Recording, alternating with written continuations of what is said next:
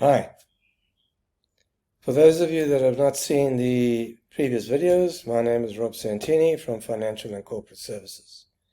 This is the video number 4 in a series of instructional videos that I'm compiling to do with the life assurance and investment industries. Okay? As previously mentioned in the other videos, I'm not a professional video maker. There's going to be glimpses, just please ignore, otherwise we're going to be here all day.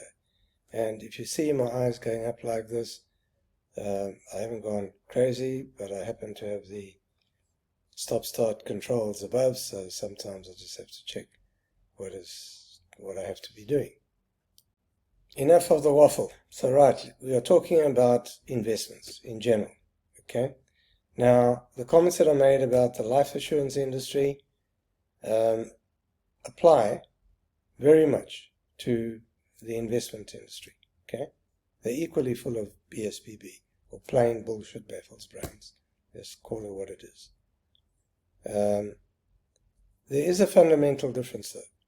Where the life assurance industry wants you to disappear after 15-20 years because they don't want to pay out, the investment industry want to retain you for as long as possible. Okay, because obviously they're earning fees out of your actual investments. I think one of the biggest problems I find for both industries is the fact of transparency. They all claim that they are super transparent. Well, that's bullshit. You know, if you think that writing a fact in font 6 on page 101 of a document is being transparent, well, good luck to you. But that's not the way that I would like to see things happen. And the same comment that I made previously about brokers, where if you didn't hear me say that, is that out of the thousands of brokers and agents out there, if 10% know what they're doing, it's a lot. And if 10% are honest, it's a lot. Okay? Make no mistake, there's a lot of good top-class brokers. Probably a lot of them better than me. Okay? Make no mistake. But your problem is that they are few and far between. So it's very difficult for you to ascertain, who actually knows what they're doing and whether they're being transparent. And unfortunately, we've seen too much downright ripping off clients in the investment space. No question about that. On a positive note, in the 38 years that I've been in the business, I've seen a lot of positive changes in the investment industry. Okay, their fees have become more competitive. They are trying to be transparent. Okay, not quite to the level that I'd like, but they're certainly trying. And the products that they are putting together are innovative. There's a lot of good stuff out there. So there's a lot of opportunities for you as the man in the street to invest in various asset classes. Your biggest challenge as a layman is understanding fees. Now, there are numerous layers. As you can see here, 1, 2, 3, 4, 5, 6, 7, 8, 9, about 10 layers of fees. I'm not going to try and explain them to you because it'll take ages and just confuse the daylights out of you. So, the first bit of advice that I have is that you always call for, when you do get a quote, is look in the quote for the EAC figure. That's the effective annual costs. Okay? And the companies are actually obliged to record that in every single quote. The terminology will change from company to company somewhat, but nonetheless, under the EAC, they have to show it to you like this, and that you will see under 1, 3, 5, and 10 the different total fees that you can see. Now, in this case, at 1.72, that's extremely good. What it means is this, is that if your fund gave you a return, a gross return of 6%, you can expect 6% minus 1.72 in year 10, i.e. you're going to net 4.28. Okay? And that's effectively the best guideline that I can give you in terms of looking at what the fees cost. All right. Now, we've got to look at the difference between life assurance investments and LISP investments. Okay? A LISP investment is a linked investment service provider, or what I call an umbrella fund. Okay? Now, let's make this bigger. So it's made up of a couple of components. The first component would be your service provider. And that can be Old Mutual, Sanlam, Liberty, Momentum, whoever. They obviously got to be licensed to be able to provide that specific service. Okay? You then have the broker, and below these two, there's the fee structure. Now, important to note, there are two types of main fees. You've got your upfront fee and your trail fee. Now, upfront, your service provider can charge between 0 and 3%, and your broker can charge between 0 and 4%. And your trail, they can charge between 0 and 1.5, both of them. Okay. Unfortunately, a lot of brokers will nail you at 4% up front and 1.5, and that's a ripoff. As previously mentioned in previous videos, I charge on a LISP fund 0% up front, 0, and generally 0.25% on trail. Previously mentioned, I'm an idiot, okay? But I need to be sure that I can look at my client in the eye and tell him that he is getting the absolute best. Now, what's good about a LISP investment is that you have below that a vast range of unitized funds available, okay? And obviously those funds also then charge different types of fees as per what I showed you above, okay? But what's good here is that they range in risk from low risk to no risk at all, money market accounts, all the way through, in some cases, right through to actual shares. Okay. When it comes to retirement funding, these products, all of them, are restricted by Regulation 28, where they may not put more than X into equities, and they've got to split the way that they do it. X amount of cash, X amount offshore, etc. So it's a lot more conservative than a non-retirement funding type of product. What's great about this is that you can swap and change fund to fund as much as you like. And when I say as much as you like, generally they allow you about 4 swaps a year free, and then they start charging. So with a life assurance investment, okay, that falls under their life license. An example, you've got endowments, retirement, and some of the retirement annuities, fixed life annuities, and they all fall under the Long-Term Insurance Act. Okay. Now, the key feature is that these policies have life assured, and as such have got beneficiaries, and nominees may be appointed. Okay. The endowments under the life side are deemed tax-free. That is BSBB. Okay. Pure bullshit. To be more accurate, they are taxed at source under a 4-fund approach. So what happens is that you're still paying tax, but it's under the underlying funds. Okay? So what it means is that any fund, wherever they're putting their money, Pick and Pay, shares, this, gold, whatever the case may be, when those underlying funds are generating dividends and cash, interest on cash, that is taxed at source. And it's taxed at 30%. Now, if you are a very high income earner and your marginal rate is 45%, then clearly an endowment where you've been taxed at 30% is better than paying 45%. In general, I avoid endowments like a plague, okay, because generally it's not the product that I would recommend. There are exceptions to the rule. Example, Discovery have got an excellent endowment offshore where you're paying something like $200 a month, only one in South Africa, and that's got a lot of attractive benefits. Another one, again, Discovery, is in retirement annuity called a DRO, which is coupled to the life product, which is absolutely unbeatable for high earners. Okay, but those are really the only two where one can make a genuine good exception in this. So with the life side, the fees tend to be covered up front. Hence they're very high in the early years, but they tend to drop. Okay. Now here is an example where I pulled and I did a retirement annuity, 1,000 Rand a month, 25 years, 30 to age 55, where I take a 50% cutting commission, all right, versus the Glacier where I take 0 and 0.25. You can see year one, if you had to cancel that endowment, say, this was an endowment, you're going to be penalized heavily.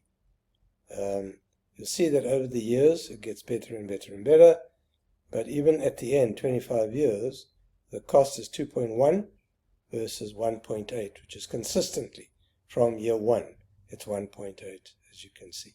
Okay. Now probably if we did the quote where you look over a 30-year term, this two of them would probably start evening out. Okay. So personally with my clients, I tend to favor the LISP products by far better than the others. Okay. Again, I mentioned there are exceptions, but generally that would be the rule of thumb. I think the big message that I want to bring across, especially to the young people, is that you need to save. I would recommend strongly that you look at my retirement planning video, because there I come across very strong about that. But I'd like to repeat some of those things, is that especially with the young people, try not to jawl too much in your early years, okay? Because you're pissing your money away on parties and this and that, and you're going to buy a polo and put an orange peel on the bonnet and chrome your rims and do all of that kind of stuff. Guys and girls, you're wasting your money, okay? Try and rather save. Try and invest in property as soon as possible that you can, okay? Rather pay off your own property as opposed to go and rent. Try and save. Now, investments are not just long-term, like we're talking on retirement annuities, okay? You have to understand that there is investments for short-term and investments medium-term and investments for long-term. So if you come to me and you say, Rob, I want to save some money because at the end of the year, I want to go and have a jawl in Cape Town. I want to go on holiday in Cape Town. Well, my answer to you is going to be the only place you can put it is the bank. Put it in a good money market account, and hey, that's quite honestly the best that you can actually do. Guaranteed, it's safe, and that's the end of the story. Because you can't put it in anything else. Right. When you start looking at something like a 3 to 5 year horizon, then you can start looking at unit trusts. Okay? Depends on how much money you want to put in. You can either go single unit trust, pick one. Allan Gray Balance, for example. You put in whatever their minimum is and leave it at that. Or you do the umbrella type, LISP type unit trust investment, where you choose 3-4 funds and you invest. Now, can you make huge profit in 6 months? Yes. Can you make a huge loss in 6 months? Absolutely. Okay. The markets do this all the time. Okay, they go up and they go down. The one golden rule I can tell you, seen as endless times in 38 years. Whatever goes up comes down, and whatever goes down comes up. Okay? So in any of the unitized type or share transactions that you do, you have to be able to hold your course until such time that the market is at the high, then pull out. Okay? You can't. That's why, again, if you had to say to me, Rob, I have to definitely, no question about it, pull out all my money in 3 years. Well, you know, the options are limited. We're going to be looking at extremely conservative cash-based type products, or products that have got some form of guarantee. We're not going to be looking at exciting returns. Okay? Anything long-term, different story. When you want to save for education for your kids, that's your unit trusts. Okay? Absolutely no question about it. that would be a good thing that you can do. All right? The key is that in all your investments, be it long-term and short-term, you have to start paying attention closer to the time when you know you're going to need it. So you might choose pretty aggressive or more aggressive portfolios, even in retirement. Okay, I'm talking about like a retirement annuity.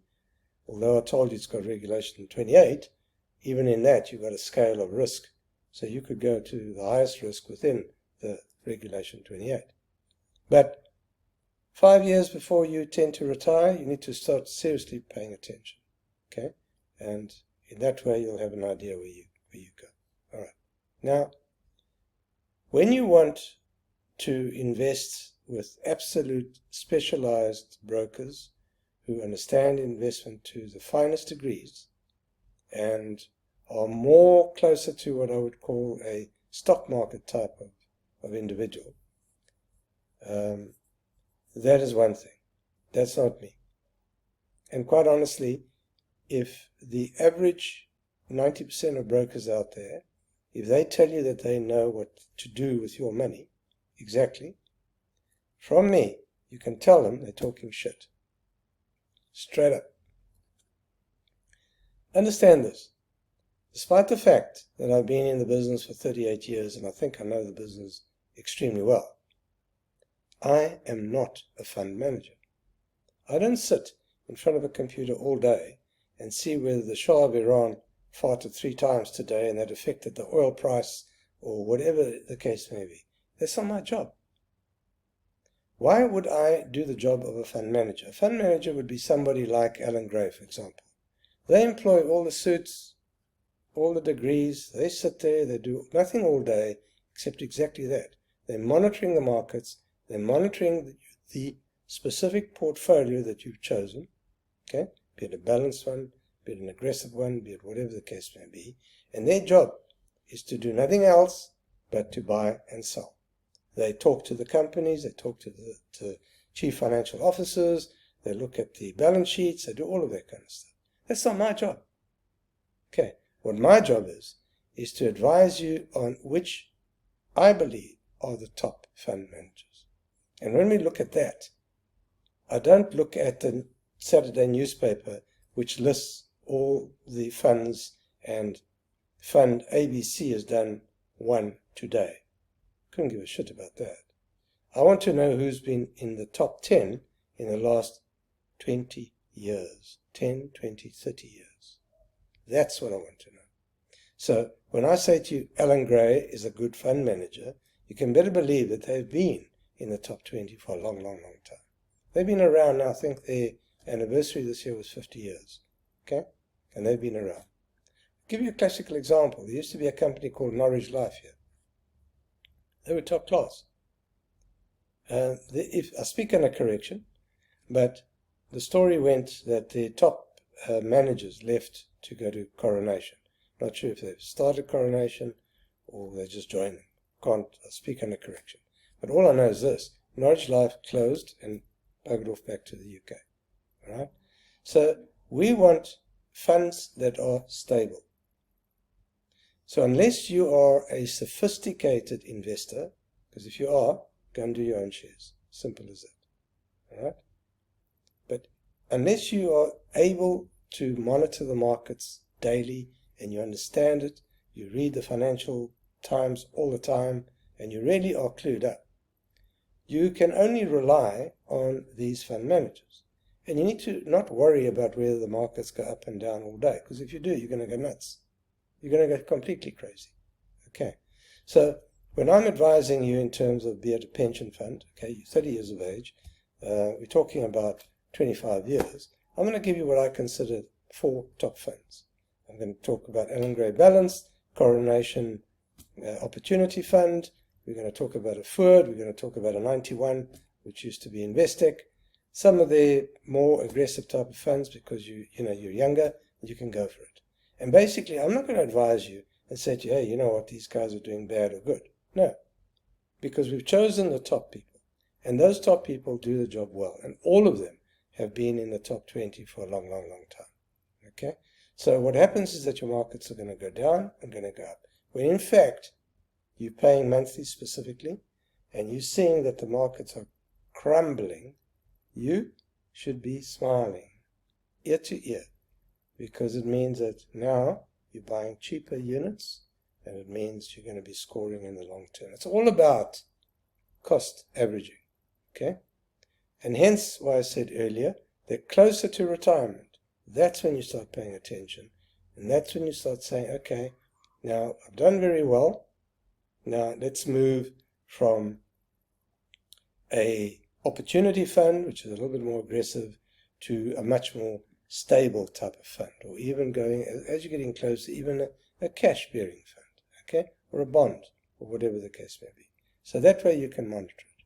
And that's the kind of investment that a broker like I can advise you on, okay?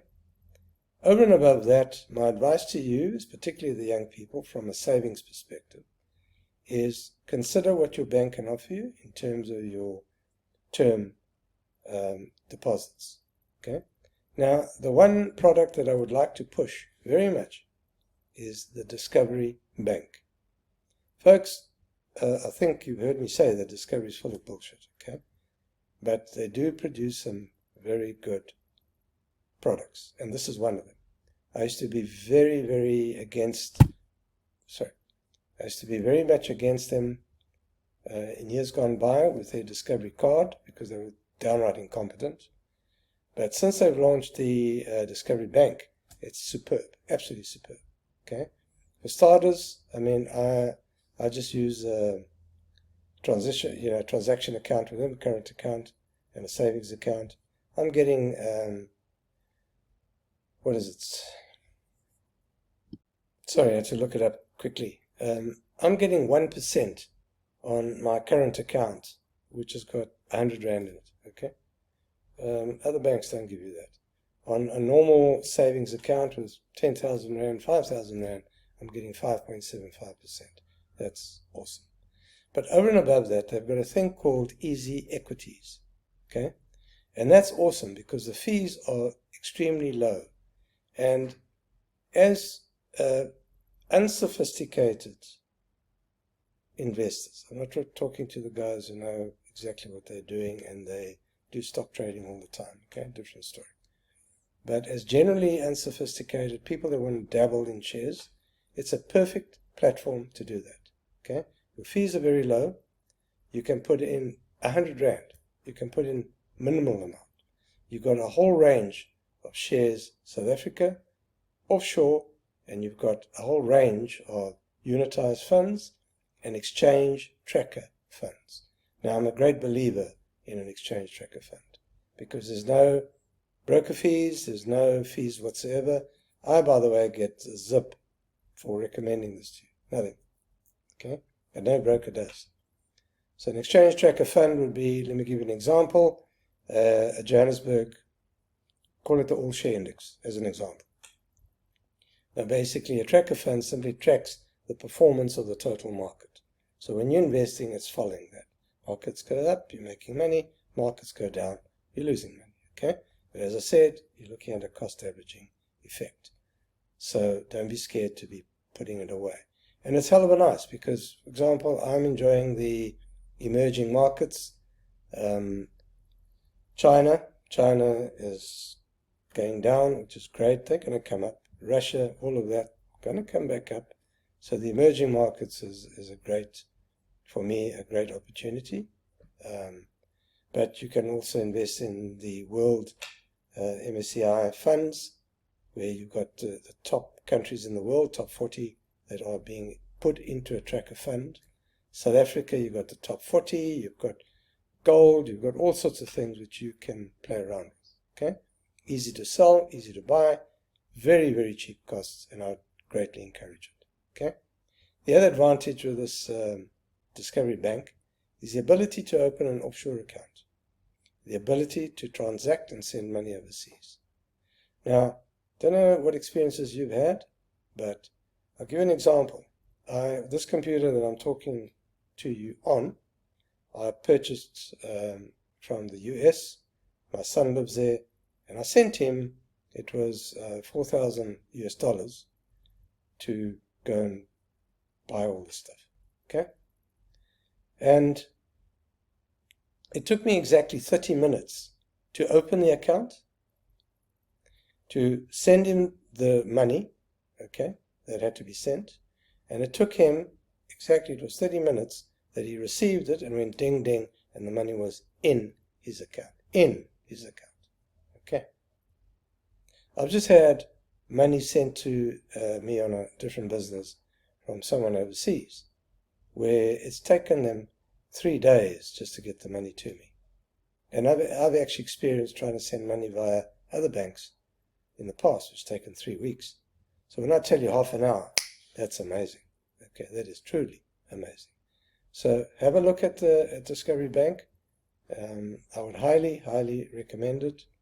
And great. There are all sorts of other types of investments. Okay, it depends whether you're entrepreneurial, whether you're not. Let me tell you the best investment you can do if you have the ability, if you've got land, if you've got someone you can do. Go and buy some cows. Okay, cows and calf. Listen, no RA, no nothing is going to match what you can make out of that. Hopefully a pursuit doesn't go and steal them. They don't die. But great. So, investment can be, sorry, I need to put this down out of the way. Investment is pretty wide. Okay, there's a lot of things that you can actually achieve and you can actually do. Mentioned previously property. Property is a great investment. It really is. Okay, but like everything, you've got to be really cautious where you buy and why you buy. A stupid example, you can get a suburb where the old Mr. Mandela went and bought a house, and I can assure you that the property price is just like that. Okay. You then have some other, I'm not going to mention names because I'm getting sued or something, buying a house and the whole property goes whoo, down the tubes. You can't really predict, but you need to do your homework. Okay, you really have to do your homework in terms of what is happening in the area, all of that sort of things. Okay, climate control. I've seen poor guys. We've had a lot of floods in KZN. Okay, and I really feel for some of these young people who go and buy a house in a dip, in a donga, and in the bottom of a hill, and he doesn't think, hey, listen, but if it rains, I'm going to be a swimming pool here. Okay, now obviously that comes from experience, but you need to pay attention to these sort of things. You really have to pay attention, okay, and look at what you do. I'll give you a very short, sweet, quick example. I bought my first house when I was, 30 years of age in Westville. Paid 30,000 rand for it or something like that. Spent 2,000, painted it up, fixed it, sold it about 6 months later for 60,000 bucks. Okay, man, I'm the man. You can't tell me anything about property. I'm the bee's knees. Okay, so I tell this agent, listen, I want you to buy me the shittest property you can find in the best suburb, in Kloof, by St. Mary's, on St. Mary's Road, on Edgecliff Drive, and he did. And as I drove down a hectare of land, old house, very old house, he says, Rob, you can have it for 60,000. I said, even before we opened the door, I said, I'm taking it. Because this place was bombed. Okay? So, you know what? I've worked with my hands all my life. I can fix this thing just like that. Right. 10 years later, I'd stopped counting at 500,000. Stopped. And I ended up selling it for 450. Okay, so there went the theory right out the door. So be careful. Be very, very, very careful. That's the end of the story. So again, if you're interested in general investments and actually learning about all types from the bank all the way, by all means, contact me. Have a free chat, free interview. We can do it online or we can meet personally. You've got, at the end of this video, there will be a tag which will show you my contact number, email address. Go to our website, fcs.co.za. Easy to find. Thank you for listening. As always, God bless. May the Lord always shine on you.